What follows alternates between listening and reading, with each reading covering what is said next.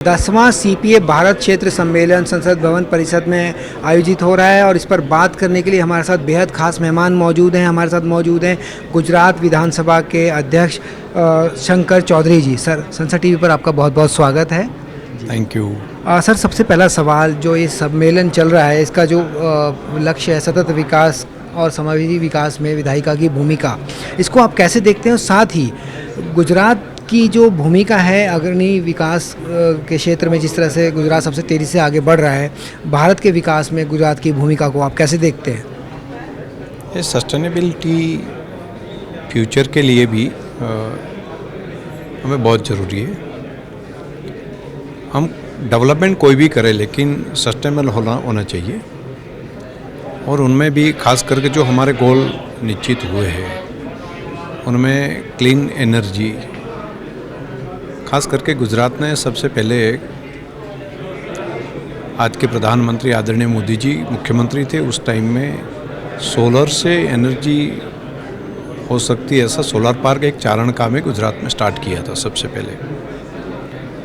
कुल मिलाकर गुजरात में आज 52.9 गीगावाट क्लीन एनर्जी पूरे देश में सबसे आगे है, और भी लक्ष्य जो रखा है वो काफ़ी बड़ा लक्ष्य रखा है एनर्जी क्षेत्र में। लेकिन इनके साथ साथ विमेन एम्पावरमेंट हो, हेल्थ हो, ऐसे इंडिकेशन में भी हमें बहुत जल्द ही और काम करना पड़ेगा, पूरे देश में करना पड़ेगा। खास करके मिट्टी को बचाना ये सबसे अहम चीज़ है। मिट्टी की सेहत का ध्यान रखना ये भी बहुत ज़रूरी है, क्योंकि हेल्थ के साथ साथ में ये दोनों बात जुड़ी है। मिट्टी में उनकी सेहत अच्छी होगी तो फूड के माध्यम से हमें पोषक तत्व जो भी ज़रूरी है वो हमें मिल जाएंगे, तो हेल्थ हमारी ठीक रहेगी। वरना जो अगर मिट्टी में प्रॉब्लम आया तो फूड में प्रॉब्लम आएगा, पेट में प्रॉब्लम आएगा, अनाज में प्रॉब्लम हो सकती है, सब्जियों और फ्रूट में भी हो सकती है। तो मैं मिट्टी की सेहत ठीक करना ये समय की मांग है, और जिस ढंग से मिट्टी बिगड़ रही है ये एनवायरनमेंट के लिए भी बहुत बड़ी एक समस्या है। जैसे क्लाइमेट चेंज का विषय है, उनमें बेसिक चीज़ जो है वो हमें मिट्टी को ठीक करना है, और गुजरात ने ये इनिशिएटिव लिया है। सॉइल की हेल्थ की लैब एक अति आधुनिक भारत में वो वहाँ पर गुजरात में भी बनी है। इनके आधार पर मिट्टी को क्या क्या चाहिए, मिट्टी का खुराक पेड़ के पत्ते और काउडंग है, तो और उनमें क्या गैप है, और जो माइक्रो जंतु है उनकी उपलब्धता ज़मीन में है कि नहीं, और इनके आधार पर जो पेड़ को चाहिए, जो एग्रीकल्चर के क्रॉप को जो चाहिए वो मिल रहा है कि नहीं मिल रहा है। क्योंकि हम बाहर से सप्लीमेंट कर रहे हैं, डीएपी डाल रहे हैं, यूरिया डाल रहे हैं, ठीक है, लेकिन जो प्रोडक्शन बढ़ सकता है लेकिन क्वालिटी वाला जो हमें चाहिए वो नहीं मिलेगा। तो हमारी हेल्थ जो अगर ठीक करनी है, कैंसर जैसी बीमारी से हमें दूर रहना है, तो खुराक हमें ठीक करना पड़ेगा, और खुराक हमें ठीक करना है तो उनसे पहले हमें मिट्टी को ठीक करना पड़ेगा। तो सस्टेनेबिलिटी में एक ये चीज़ भी आई है। दूसरा, कुछ समस्या हम समझ रहे हैं कि काऊ डंग है वो समस्या है, तो ये समस्या नहीं है, वो हमारी एसेट है। ये गोबर नहीं, गोबर धन है, उनमें से गैस बन सकती है, गाड़ियाँ चल सकती है। यही खाद के आधार पर हम कृषि में प्राकृतिक खाद लगाकर हम अच्छी फसलें भी पैदा कर सकते हैं, और हमारे लिए जो धरती है उनसे एक अच्छी धरती हमारे फ्यूचर के लिए हम दे सकते हैं, हमारी नई जनरेशन को हम दे सकते हैं। मैं आज खास करके लोकसभा के स्पीकर आदरणीय ओम बिरला जी का मैं धन्यवाद करूंगा कि ऐसे एक महत्वपूर्ण विषय को चयन किया और उनके ऊपर काफ़ी चर्चा हुई। आने वाले समय में ये डिस्कस सस्टेनेबिलिटी डेवलपमेंट में ये सब्जेक्ट लेकर हम विधानसभाओं में जाएंगे और वहाँ से लेकर नीचे तक पहुँचेंगे, और नीति निर्धारण का जो काम करने वाले जो इंस्टीट्यूट है, जो व्यक्ति है, उनको भी इन्वॉल्व करेंगे, और हमें आने वाले फ्यूचर में हमारा डेवलपमेंट कैसा होना चाहिए। तो ये सस्टेनेबिलिटी के आधार पर जो सस्टेनेबिलिटी का जो गोल है उनको साथ में रखकर और वन हेल्थ कंसेप्ट उनको भी ध्यान में रखें कि अकेला मनुष्य का हेल्थ ठीक नहीं हो सकता है। प्राणियों, पंखियों और मिट्टी और वनस्पति सभी का हेल्थ की चिंता करेंगे तभी मनुष्य ठीक से रह पाएगा।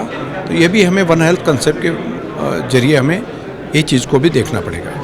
सर, हम बात करें जो सम्मेलन चला 2 दिन का, ऐसे में किस तरह से आप देखते हैं कि इसी सम्मेलन के माध्यम से गोल्स के बारे में पता चला, बाकी राज्यों की चुनौतियों के बारे में पता चला, गुजरात की अपनी चुनौतियां हैं, विकास का लक्ष्य है, इन सब के बीच में सामंजस्य भी बिठाना है, साथ ही कितना महत्वपूर्ण आप ये समझते हैं जो विधायकों को इस बारे में ज़्यादा से ज़्यादा जानकारी दी जाए, SDG जो 17 गोल्स हैं उसके बारे में, क्योंकि अभी तो विधानसभाओं में चर्चा हो रही है लगातार, कितना जागरूक होने की ज़रूरत है विधायकों को ताकि वो अपने क्षेत्रों में जाके इसके बारे में लोगों तक बात पहुंचा पाएँ जिस पर भारत लगातार काम कर रहे हैं। हाँ, ये बहुत ज़रूरी है। संवाद के माध्यम से एक विचार बीज की शुरुआत होती है और वो बाद में वटवृक्ष बनता है।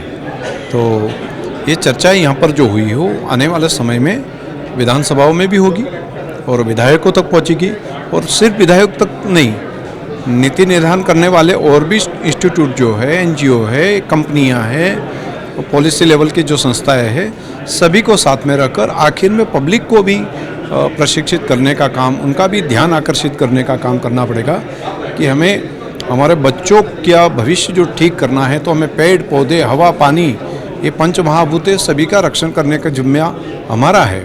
हम डेवलपमेंट ऐसा करें कि प्रकृति को नुकसान किए बिना हम सभी को साथ में मिलकर आगे बढ़ सकते हैं। सर, अगर बात करें देश के विकास की, गुजरात उन चुनिंदा राज्यों में से जो सबसे ज़्यादा तेज़ी से विकास करते हैं, जहाँ रोज़गार की अपार संभावनाएं हैं, लगातार तेज़ी से विकास हो रहा है। किसी की भी क्षेत्र की हम बात करें तो गुजरात अग्रणी होता है उस मामले में। अब चिपकी सेक्टर की बात करें, सोलर की बात करें, आपने बताया, तो गुजरात ने ये करके दिखाया है देश को, और बाकी राज्य अब उसकी ओर बढ़ रहे हैं आगे। ऐसे में 2047 के विकसित भारत के प्रधानमंत्री मोदी के लक्ष्य को हासिल करने के दौरान आप गुजरात की भूमिका को कहाँ देखते हैं, कहाँ पाते हैं गुजरात को? गुजरात सबसे पहला नेट जीरो स्टेट बन पाएगा। डेवलपमेंट के साथ साथ एनवायरनमेंट का प्रोटेक्शन करना ये पहले से, मान लो कि गुजरात ने, मोदी जी ने एक बात ये रखी थी कि 1 ड्रॉप मोर क्रॉप, तो इरिगेशन करना है तो पानी का संग्रह करके पानी का बचत कैसे कर सकते, तो माइक्रो इरिगेशन की बात रखी। दूसरा, एक जगह पर नदी है तो नदी का पानी जहाँ पर सूखा है वहाँ पर उनको नदियों को जोड़ने का काम था।